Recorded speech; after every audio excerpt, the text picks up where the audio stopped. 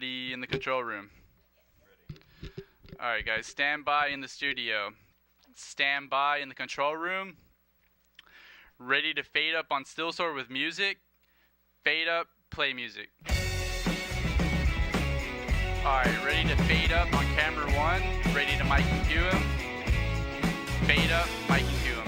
Hey, good morning, good afternoon. Name him. Welcome to the Surf Report Worldwide. Lose it. You know the routine. I'm your host, Ready to take Scott camera D'Angelo. 2 with box right. Today we'll discuss the swells that brought upon the emergence of Hurricane Patricia that was headed to Mexico. I'll tell you what, that Hurricane Patricia sure did crush up a ruckus in the coast with swells over 20 feet tall. Take 2. Hurricane Patricia was a tropical cyclone that formed in the eastern Pacific and rapidly intensified into a Category 5 hurricane. Even more quickly than the storm strengthened, it rapidly weakened with the rugged terrain of Mexico. Many residents evacuated their homes in Mexico, while local surfers stayed hoping to catch some of those killer waves, they've ridden their lifetime. Surfers from all over the world, typically the Gulf of Mexico, also benefited from Hurricane Patricia swells. This is a Surf Report Worldwide, and we'll go to the Gulf of Mexico for a live report after this message. Dissolve. Alright, camera 1, move to the chroma key area. The Texas blind salamander. It is native to San Marcos and it lives in Spring Lake, along with many other unique plants and animals. We're starting off with And like many of those animals, the Texas blind salamander is endangered. The Meadows Center for Water and the Environment works to preserve life and resources in Spring Lake guys, ready to with dissolve. programs Camera in 2, research, service, ready to mic stewardship, cue 'em. and education. They send divers to clean the lake, remove invasive species, and preserve its natural resources. You can visit the Meadows Center for an educational glass-bottom boat tour of Spring Lake to check out the plant and animal life and the springs themselves. Or you can visit the aquarium to look up close at some of the many species that live in the lake. To learn more, visit meadowscenter.txstate.edu or stop by for a tour. Alright, dissolve, mic and cue him. What's up, dudes? We will now go to Ready to Puerto take camera Vallarta, 1 with Mexico, chroma key? where our wave specialist Surfer Dude is finishing off his surf session to give the latest on the King Street swells. Standing here on the beach of Puerto Vallarta, bro, Mexico, dude. And I know that we may be thinking things are dangerous out here, but I wasn't going to miss these swells for anything, bro, not anything, dude. Okay, so I'm talking like 20 to 30 footers, bro. The waves, of course, It's perfect rights, dude, perfect lefts, okay? Waves, 4 days, okay? This is Surfer Paradise, bro, Ready to take okay? camera 2. If I could count how many times I've been Ready pitting to today, mic and dude, cue I've been him. counting like, dude, forever, dude, seriously. Okay, so let me tell you about this one wave, dude, I was riding earlier. It's about, it was 23 footer, seriously. And I dropped in and I came down and smacked the lip, dude, whoopah, okay? Next thing I know, dude, I'm getting so shacked, man. Okay, so Scott, you better get out here, dude. I don't want you to miss these swells. All right, I'm Surfer, bro. Come out to Puerto Take 2, Vallarta, mic and cue Mexico, him. dude, seriously. Dude! That sounds amazing, bro. You heard the man. Thanks for the report, Surfer Dude. Well, looks Sneak like I'm music headed to under. Mexico. Stick around for the next report here on the Surf Report Worldwide. Until then, get out of here and surf away. Music full. Fade to black.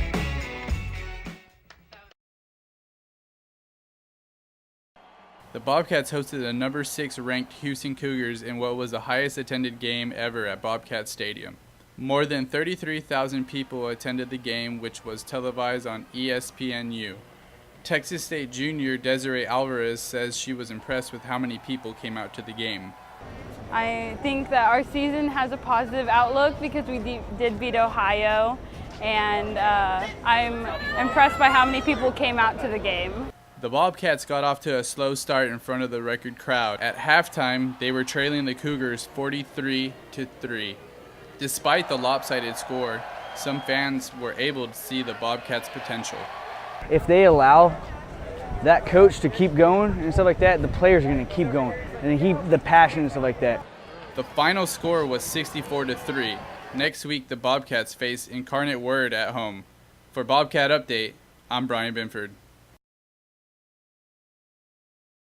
MassCom Week is a perfect chance to look towards the future and hear professionals discuss issues, trends, and careers in mass media.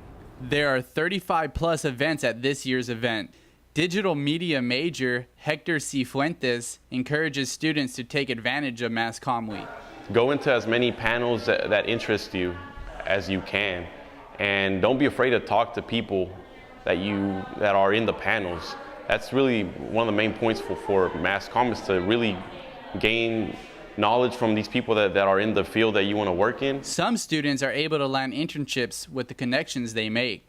AJ let the students basically have an internship, so that's really something that motivated us because we wanted to be a part of it. We wanted to feel important. Texas State lecturer AJ Adeguin advises students to get involved and network with mass media professionals this week. Network, so meet the professionals, try to get their business cards, see what you can do to get into the field. If you're PR, go to a PR session, talk to them, see if maybe you can get an internship with an agency, but just get insight on the sessions. This year's MassComm Week was the first time the event was put together by an all-student committee. This that you see out here is the org fair. They're the ones that built it themselves. They have Snapchat filters. They've done creative design on social media. They've done excellent work on getting retweets and audience reach, which I'm very proud of. And the PR team have put the whole PR campaign together. Most of the events for MassComm Week will be held in Old Main, but some, for which larger audiences are expected, will meet elsewhere. For Bobcat Update, I'm Brian Binford. With all the commotion going on with the elections, the student government at Texas State decided to take all that energy and put it into something students could be a part of. This has been in the works to do a political debate, and it wasn't jabbing at one another. It wasn't any sort of high-spirited, crazy debate. We just wanted a discussion. Student government, along with the college Democrats and college Republicans, held a political debate in the LBJ Student Teaching Center to discuss policies and share their stances on prominent issues that are hot in today's news. Yeah, I feel like I really helped push the Democratic Party's message of inclusion.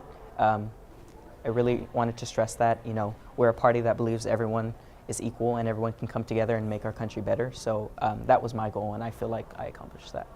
During the debate, the students were allowed to ask questions to College Republican Representative Connor Clegg and College Democratic Representative Ben Salinas about their positions on certain topics. One of them was directed to the Republican, and I was going to ask, since he believes abortion should be illegal, what does he propose that we do to help the women who can't afford an unplanned child? Many attendees said they felt the debate went well. I think that we did it in a way while also informing people of ideas that they may not have been familiar with. I know that I was opened up to some ideas that I wasn't familiar with, and it was very exciting. Some felt a bit differently. It was interesting, especially because neither one of them really seemed that familiar with the party's platform and weren't really in tune with them either. This is the second event held by student government in a series called Bobcats United, whose goal is to bring forth discussion and encourage students to address issues that are important to them, as well as bring unity to the community of San Marcos. The way it's set up is to where students can come and they can address the student government, say, hey, we need to have a Bobcats United event for this, that, and the other. So if you're interested, go to studentgovernment.dos.txstate.edu for more details on current and past events, or you can stop by their office on the 4th floor in LBJ. For Bobcat Update, I'm Travis Tyler. New voter identification laws have taken effect in Texas. To help increase awareness about new laws, Texas Secretary of State Carlos Cascos stopped by campus a few days ago to educate students about how to register. My focus from day one has been to focus on those first-time voters, those 18-year-olds, 19-year-olds, because that's a population that appears to be somewhat ignored. He says informing the students will help increase voter turnout. And I think if we start them at an early age, getting them engaged, getting them interested in registering and then getting out to vote, I'm hoping that stays with them through the rest of their lives. 7 forms of identification will be accepted at the polls, including pay stubs and utility bills. Texas State senior Brian Binford says it's important to vote. Every vote counts, so it's really important for everyone to vote. No matter how old you are, if you're 18 or 56, you get your vote in. It counts. Students are urged to visit votetexas.gov website if they want more information about the acceptable identification forms as well as how to register. For Bobcat Update, I'm Travis Tyler. Alkick Library received a $25,000 Text Treasures grant to help the University Archives Department digitize negative photographs of San Marcos' development. The San Marcos Daily Record donated almost 1 million negatives dating back to 1930 to University Archives in January.